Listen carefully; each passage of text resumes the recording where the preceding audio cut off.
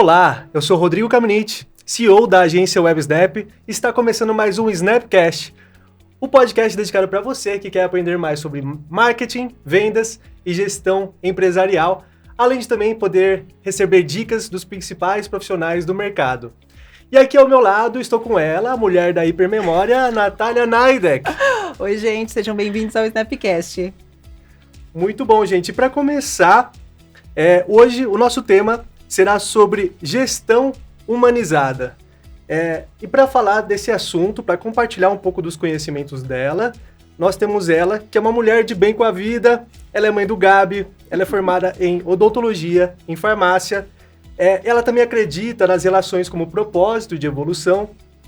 Atualmente, ela é CEO da Culzer Brasil e também diretora na Abimo, a Associação da Indústria dos Dispositivos Médicos.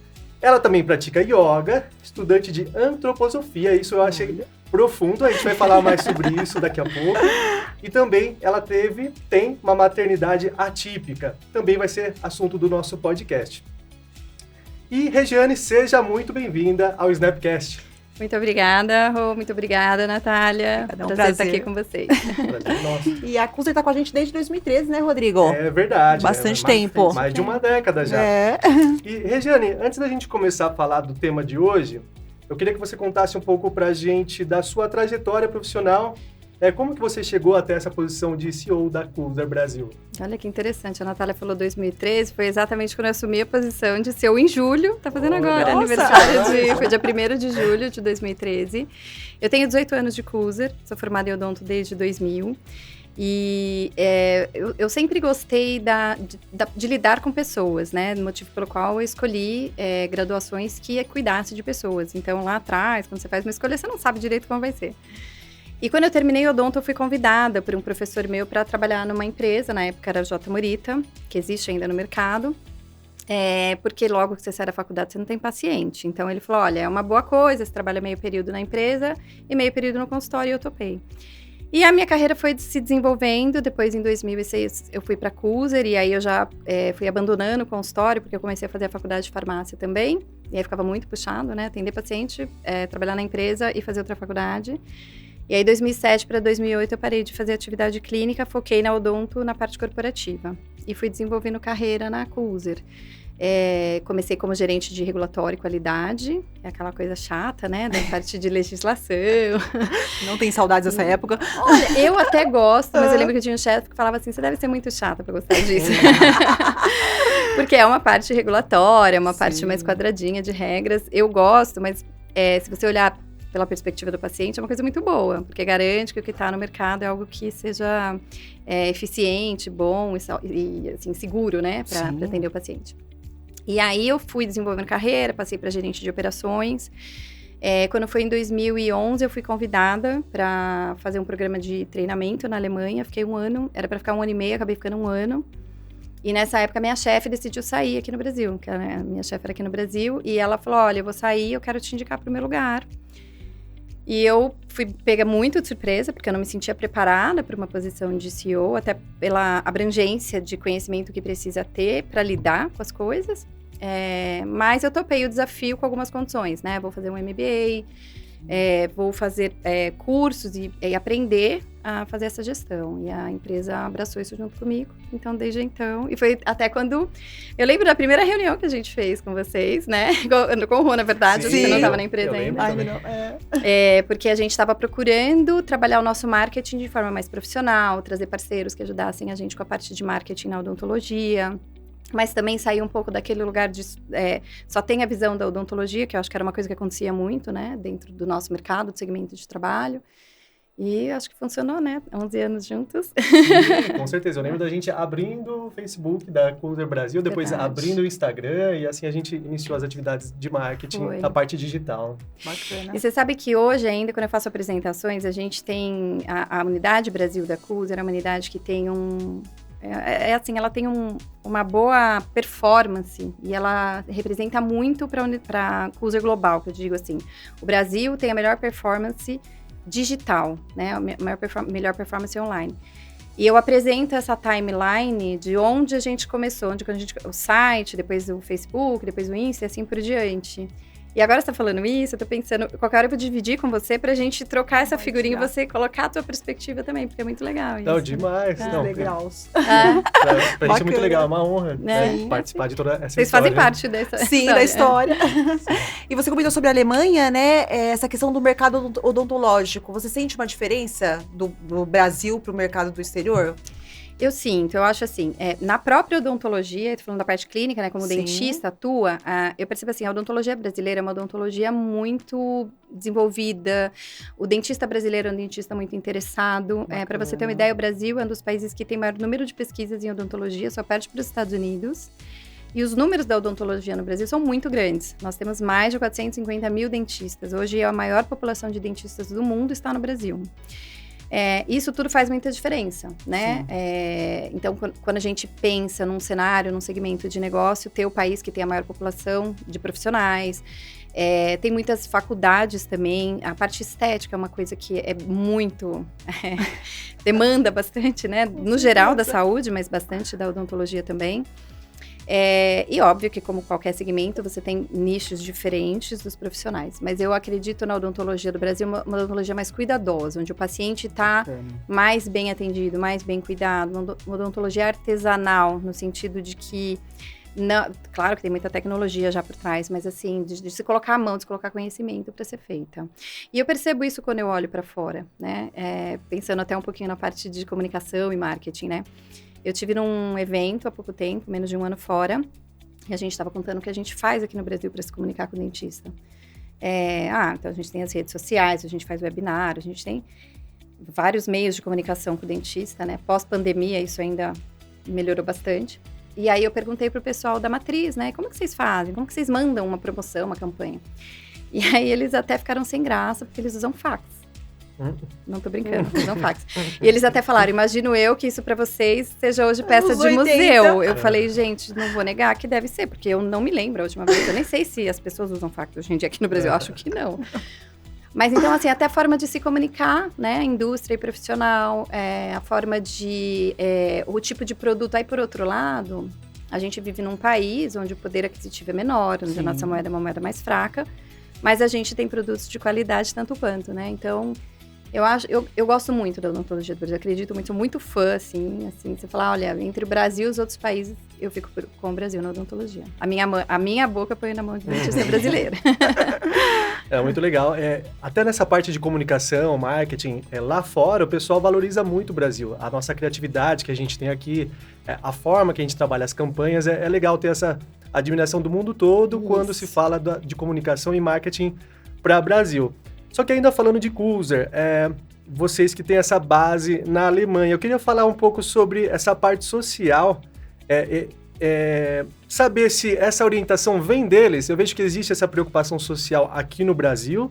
Eu sempre tive essa curiosidade, se é a Kulzer Brasil, se é você que toma decisões para ajudar a sociedade, para apoiar projetos sociais, ou se não, se é eles que falam, olha, parte do faturamento, um percentual X, vocês precisam investir em projetos sociais e falar de projeto social como um todo, de tudo que a Kulzer faz aqui no Brasil. É assim, a Kulzer como empresa, e hoje o grupo Mitsui, que é o nosso shareholder, né, que é a Mitsui Chemicals, que é uma empresa japonesa, ambos têm projetos sociais dentro das suas unidades. Mas quando a gente fala de unidade individual subsidiária brasileira, por exemplo, nós fazemos o nosso orçamento. Então, o projeto social que eu faço aqui, nós que decidimos fazer, e se eu decidir não fazer nenhum, também. A gente não é cobrado por isso. Eu, como gestora, e a minha equipe, a gente acredita muito nessa... eu não diria uma obrigação, mas eu acho que é assim, a nossa parte, né, nesse mundo corporativo, que é fazer algo... Responsabilidade. Responsabilidade social, exatamente. Então, respondendo a tua pergunta, não é uma obrigatoriedade da matriz, embora existam projetos sociais, departamentos de projeto social, mas ele não é global, cada um faz ali na sua região. Eu não sei te dizer se todas as regiões fazem, são 25 ou 27 subsidiárias. E aqui no Brasil, eu lembro que a primeira que a gente se conectou, porque eu tem uma ONG chamada Turma do Bem, que é do Fábio Bibancos, que trabalha com crianças que vão entrar no mercado de trabalho com atendimento através de uma rede de dentistas, que é a maior rede de voluntários profissionais do mundo. E eu fui dentista do bem quando eu fazia clínica, logo que eu me formei. Então, quando eu cheguei nessa posição, eu falei, tá aí agora para eu fazer esse trabalho de um outro lado. Não vou conseguir atender criança, mas eu também estou num lugar onde eu posso ajudar que mais dentistas atendam, né? Então, assim, de 2 mãos se transformam em muitas mãos, né? Sim. E aí a gente começou a parceria com eles e outros trabalhos também, o próprio Amigos do Bem. E hoje a gente faz, tudo que chega na gente, a gente avalia. E a gente, infelizmente, vive num país de muitas dificuldades sociais, um abismo social enorme, isso é muito difícil. Então, a gente não consegue fazer tudo, mas tudo é avaliado para a gente poder fazer alguma coisa dentro do projeto social. E internamente também, né? Que eu acho que isso começa muito de dentro, né? O olhar para o outro, ele você tem que olhar primeiro para quem está próximo, para depois querer olhar para quem está longe, né? Com certeza. Então, funciona assim. Muito bom, bem interessante. E até um gancho agora para falar de gestão humanizada, né? Que é o nosso tema principal. E aí a gente gostaria de saber, né? As políticas na Cuser, como que funciona essa questão aí de gestão humanizada. Eu tive gestores muito humanizados. Eu acho que a Cuser, dentro da nossa equipe de liderança global, as pessoas com as quais eu me conecto desde que eu estou na empresa, eu sempre tive relações muito humanizadas. Então, eu acho que é sempre também importante essa questão do equilíbrio, né? O que você entrega e como que você cobra, né? Como que você demanda as coisas. Sim. Eu acho que a gestão humanizada, ela passa por um lugar de você ter propósito antes de qualquer coisa que você vai fazer, né? Eu trabalho com gestão, eu sou dentista de formação, eu poderia trabalhar na clínica, enfim. Mas eu acho que aí é uma coisa que você decide fazer, aí você vai se conectando com pessoas, vai trazendo pessoas para o seu time, ou as pessoas vão chegando em você, e você percebe que vocês têm um nível, digamos assim, de energia muito parecido, muito similar de trabalho, de propósitos parecidos, vontade de transformar parecido e assim por diante. Então, facilita muito. Mas com o tempo, também você vai aprendendo. As pessoas chegam e falam, você faz isso, você faz aquilo. Você faz um benchmark. Agora, hoje em dia, a gente tem a ESG, né? Que é a parte toda de ambiente, sim, governança e sustentabilidade. Quando você olha para essas diretrizes que existem já de forma robusta, fica até mais fácil. Porque você começa a ter como se fosse um manual que te ajuda a seguir nisso. Antes disso, eu acho que ia bastante no intuitivo, e eu acho que é sorte, talvez, eu sou abençoada de ter uma equipe extremamente humana trabalhando junto comigo. Então, eu penso neles, eles pensam na equipe deles, e a gente junto pensa que todo mundo tem que estar bem, não existe... nosso cliente está bem, mas dentro da empresa o ambiente é ruim, né? Ou dentro da empresa o ambiente é bom, mas o cliente não vai bem. Isso não funciona, isso não é sustentável, pode até acontecer por um período, mas todo mundo tem que estar bem para a roda funcionar positivamente. Um equilíbrio. Legal, equilíbrio, muito sim, bom. né? Eu adorei que você utilizou a palavra energia, e é justamente isso que acontece, né? Existe uma harmonização das pessoas e todo mundo começa a trabalhar de uma forma muito engajada, e é legal ver essa roda girando e funcionando. Aproveitar e perguntar, e mesmo a gente, quando faz esse trabalho de juntar, de unir as pessoas, sempre tem aquela pessoa que acaba não se encaixando, ela não adere à cultura, ela não quer fazer parte da equipe de fato. Já aconteceu isso com você? Você já teve uma ou algumas pessoas, né? Imagino que em todos esses anos de experiência, isso já deve ter acontecido. O que você faz quando isso acontece? Quando você enxerga aquela pessoa não está engajada com o time, ela está fora da cultura da empresa, ela não tem os mesmos valores que a gente, que atitude que você ou que a sua equipe é orientada a fazer quando isso acontece? Eu adoro essa pergunta, porque assim, e se você me perguntasse isso há 18 anos atrás, eu ia te dar outra resposta. Eu lembro que logo que eu assumi como CEO, uma pessoa que era da área de marketing, que já estava há bastante tempo na empresa, decidiu sair. Porque ela tinha as questões dela e não queria mais ficar. Eu falei, dá uma chance para mim como gestora, pra gente mudar. Tá? Ela falou, olha, eu adoro você, eu acredito na tua gestão, acho que você vai fazer uma boa gestão, mas eu tô saindo, eu não quero, não tenho esse tempo mais para ficar. Isso foi um marco para mim. Porque naquele momento eu comecei a entender que, primeiro, a gente não tem controle nenhum. E você tem que deixar as pessoas ir e vir. Porque isso também faz parte dessa troca de energia. Então, acho que toda mudança é uma oportunidade. Isso, para mim, já é regra, né? Você pode ter a melhor pessoa na tua equipe, que você não se vê sem essa pessoa. Se ela decidir se desligar por qualquer motivo que seja, você tem que olhar isso como uma oportunidade. Tem um propósito para isso estar acontecendo. Um outro ponto que é assim, quando você tem uma pessoa que a pessoa não decide sair, mas que ela não se encaixa, eu acho que o primeiro ponto a olhar é assim, você foi justo o suficiente para dar feedback, para dizer para a pessoa qual é a sua expectativa. E eu acho que, e aí quando eu falo de gestão, mas acho que isso é em qualquer relação, né? Casamento, com filho, sim. com amigos. Você precisa deixar claro a expectativa, o que você espera e os seus desconfortos. Porque aí a pessoa tem oportunidade, que às vezes ela não tá nem sabendo que ela tá naquele ambiente ou sendo julgada, entre aspas, daquele jeito. Mas quando você expõe transparente, de forma transparente, respeitosa e educada, e até mesmo acolhedora, porque às vezes a pessoa tá só passando por um momento ruim, às vezes realmente ela não quer mais e tudo bem. Você põe a pessoa numa posição de refletir e tomar a sua própria decisão.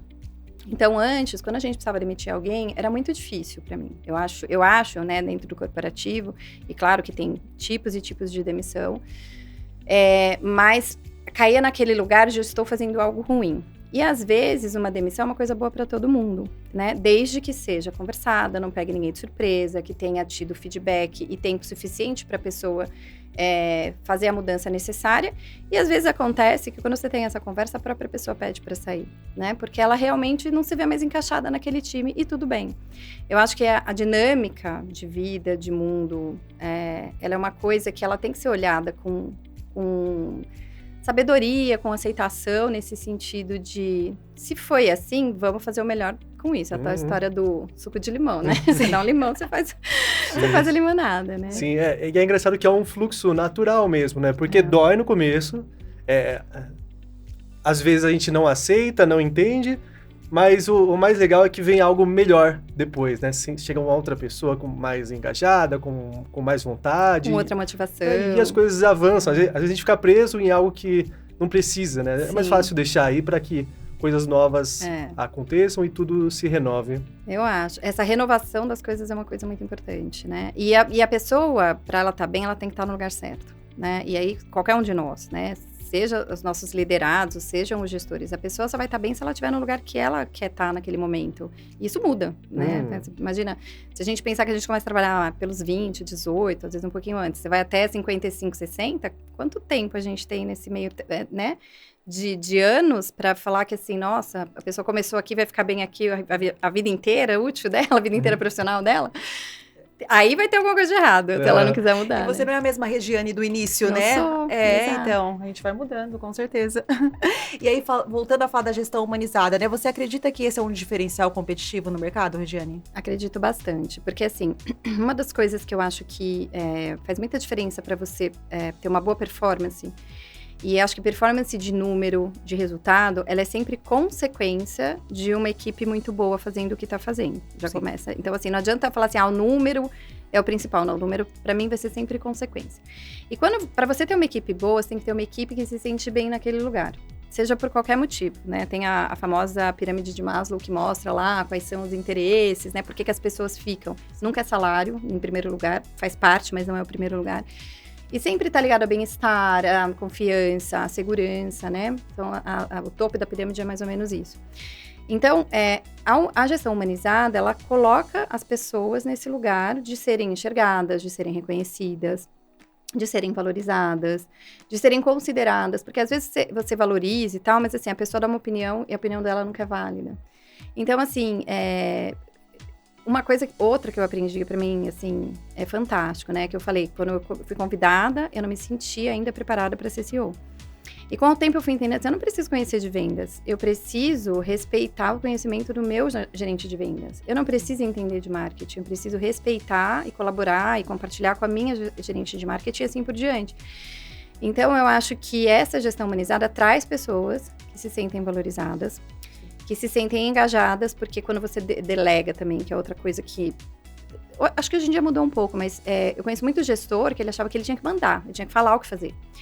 E não, ao contrário, né? Você tem que perguntar o que fazer, porque se você contrata uma pessoa que é expert no que ela está fazendo, é ela que tem que trazer para a mesa e vocês discutem ali baseado em estratégia, em orçamento, em possibilidades e capacidades da empresa. Então, o meu conhecimento é o estratégico, é o do orçamento, é o direcionamento global e direcionamento da Mitsui, junto com o que a equipe do Brasil me traz. E aí a gente junta tudo isso. Então, assim, cada um tem seu papel fundamental. Na gestão humanizada, você faz essas pessoas se responsabilizarem pelo que elas trazem. Sentirem valorizadas pelo que elas trazem. E aí você acaba tendo pessoas com uma ótima performance para trabalhar dentro da equipe. E tem muita proximidade também com aquela gestão horizontal, né? Onde você dá autonomia para a pessoa, acredita nela, ela te traz as soluções e tudo... e vai colocando tudo em prática. Você já teve algum líder que te inspirou nesse sentido pessoal ou humano, que você olha para aquela pessoa e fala, pô, aquela pessoa me inspira, e eu lembro dela em alguns momentos da minha vida, isso me ajuda no meu dia a dia? Eu tenho muita gente que me inspira como líder, mas se a gente for falar assim de gestor direto, a Letícia, essa pessoa, Letícia Ferreira, que foi a minha última gestora brasileira, depois dela eu só tive chefes na Alemanha, gestores na Alemanha. E ela era uma pessoa assim, que olhava para mim dentro da minha carreira, falando o que você quer, como que eu posso te ajudar. Inclusive, o próprio período que eu passei na Alemanha veio de uma conversa que a gente teve e que eu não pensava em morar fora, mas que ela falou, olha, eu acho que isso faz sentido e vai de encontro ao que você quer, mesmo você não sabendo disso agora. É uma pessoa extremamente humana. Mas eu tenho, assim, por exemplo, o superintendente da Bimo, que é o Paulo Fracaro. É um grande amigo, um grande gestor, foi líder e CEO em empresas, hoje está como superintendente da Bimo, e é um exemplo de gestão humana, muito bem-humorada, uma pessoa extremamente experiente, que às vezes eu tô com uma questão profissional, eu falo, vamos almoçar, porque eu preciso bater um papo com você, ou até uma questão pessoal, né? Vamos almoçar, porque eu preciso bater um papo com você. E acho que assim, quando a gente olha ao redor, né? Às vezes um amigo que é gestor de uma outra empresa e é só teu amigo, a visão dele de liderança, né?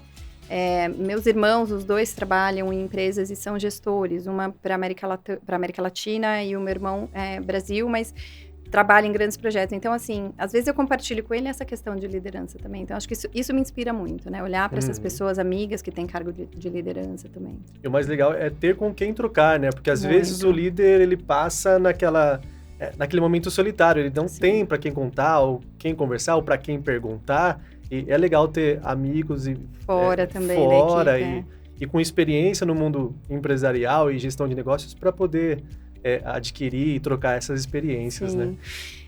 Só complementando, dentro da empresa, eu lembro que porque assim, eu saí de um cargo de gerente de operações para CEO. Então, as pessoas que eram colegas de trabalho no mesmo nível hierárquico passaram a ser pessoas que estavam hierarquicamente abaixo.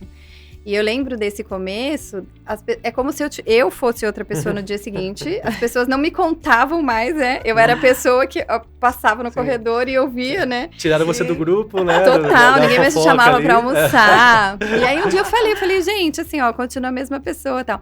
E é interessante, porque hoje dentro da empresa também, né? Quando eu olho assim, o estilo, a nossa equipe de liderança, sou eu e 6 gerentes, e aí as equipes. E esses gerentes, cada um tem um estilo de liderança totalmente diferente um do outro. A gente é uma equipe que tem bastante mulher, né, menos homem. E o que eu acho também, a diversidade passa por isso, de ter homens e mulheres, várias idades, várias experiências, né?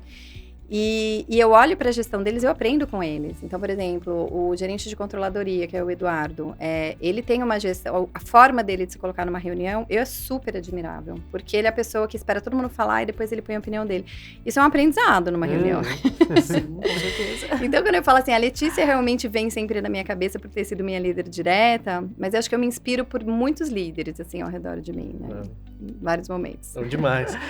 Se você pudesse dar uma dica para os líderes que estão começando ou pensam em implantar isso nas suas empresas, implantar a gestão mais humanizada, que dica inicial para começar a humanizar a empresa? O que você falaria para eles?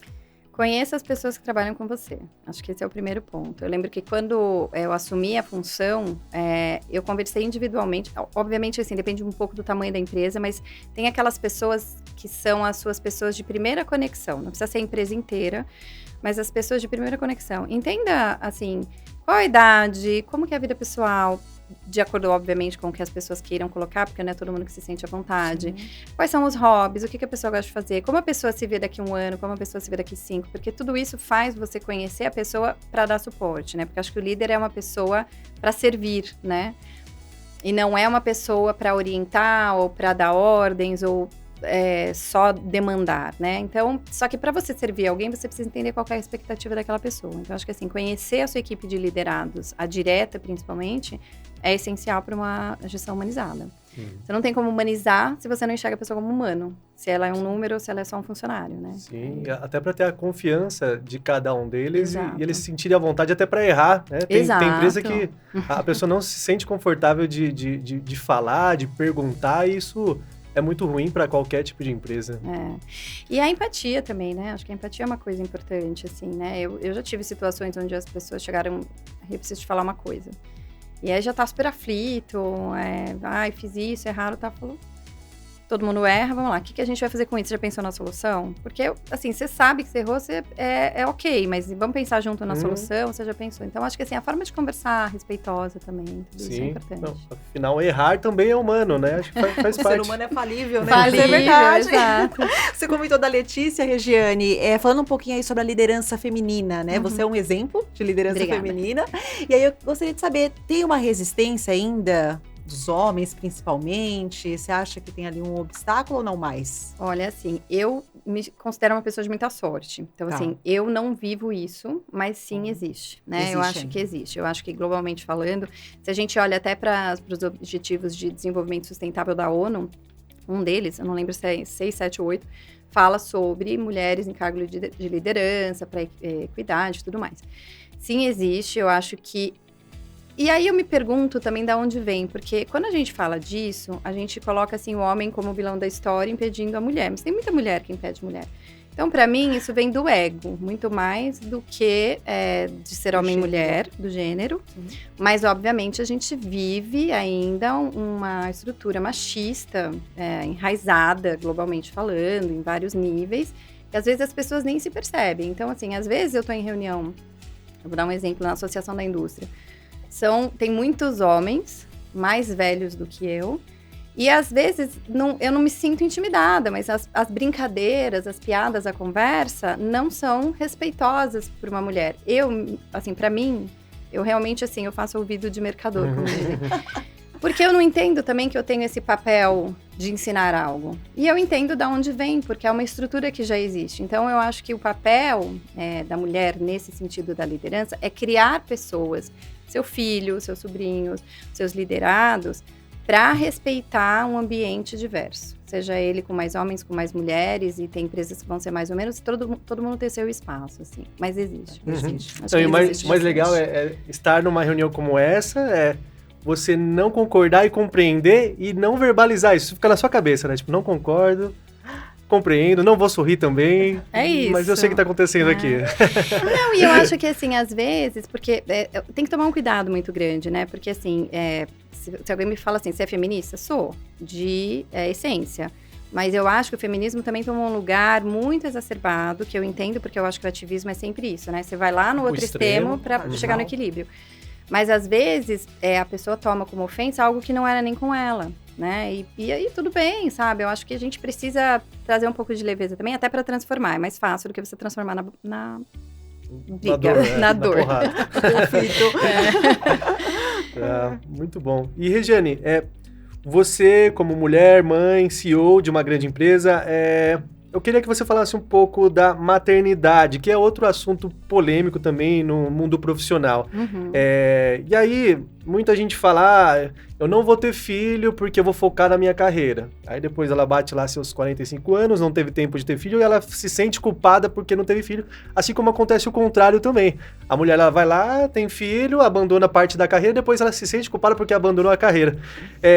Você se encontra em alguma desses cenários, ou compartilha um pouco pra gente como é ser mãe, ser CEO de uma grande empresa e lidar com tudo isso. Olha, hoje eu não me encaixo em nenhum desses dois cenários, e hoje eu acho que a gente não precisa fazer essa escolha, né? Graças a Deus, a mulher não precisa mais fazer essa escolha, ou a maternidade ou a vida profissional. Você consegue encaixar as duas. É difícil, são outras coisas que são difíceis. Existe uma sobrecarga física mesmo, mental, de ter que pensar em muitas coisas, mas desde que seja a sua escolha, você tem que entender que você vai passar por um período ali mais sobrecarregado. Sim. Primeiro que, assim, Por que eu acho que não precisa ser uma escolha? Nem a carreira, nem o filho são dependentes de você o resto da vida. A sua carreira vai terminar em determinado ponto e os seus filhos vão ter uma independência em determinado ponto. Eu acho que quem tem que figurar como principal é a tua vontade, é a própria mulher. O que eu quero pra mim e o que eu consigo dar conta também, né? Eu sempre quis ser mãe. Antes de pensar que faculdade ia fazer, eu já sabia que eu queria ser mãe, né? Eu já tive momentos em que eu não queria trabalhar para cuidar de filho. E hoje eu não me vejo não trabalhando para cuidar de filho. Por isso que eu falo, né? A dinâmica das coisas. Sim. Mas eu acho que, assim, não é mais uma escolha. Acho que é difícil, acho que é puxado. Não acho que é só para a mulher, é para o homem também. O homem participativo, a paternidade participativa segue o mesmo fluxo. É claro que são lugares diferentes. Mas, assim, um outro ponto para mim da maternidade que eu entendo melhor, o meu filho hoje tem 6 anos, né? O Gabi tem 6 anos, vai fazer 7 no final do ano. Passa pela inspiração da maternidade, eu ser para ele alguém que eu quero que ele seja para o mundo. Então, assim, eu gosto de trabalhar, eu gosto de sair de casa, ele saber que eu vim trabalhar, ele saber que eu volto no final do dia, que as coisas que ele tem dependem do meu trabalho, para a gente ter recursos para adquirir, que eu sou uma mulher que sai de casa para batalhar por nós, pela nossa família, né? Se ele vê isso, eu não preciso contar para ele que é assim que o mundo funciona. Se a vida dele for confortável também por isso, eu não preciso criar uma história para dizer para ele respeitar, né, a mulher. Não, a mãe dele foi assim, né? Então, eu acho que quando a gente pensa no peso da maternidade, entre maternidade e a vida profissional, passa por isso também, né? Que mãe você quer ser para o seu filho, né? Sem crítica alguma das mães que decidem ficar em casa. Mas então, assim, qual é a inspiração que você escolhe para ser? Mas dá para fazer as duas coisas, garanto. Bom. E sobre ser mãe tem que desenvolver muitas habilidades, sim, né? E aí eu gostaria de saber como que você trouxe essa sua faceta mãe para sua liderança? Influenciou de alguma forma antes e depois do aí olha, agora você me fez essa pergunta, eu fiquei pensando, será que eu levei a profissional para maternidade ou a maternidade para a profissional?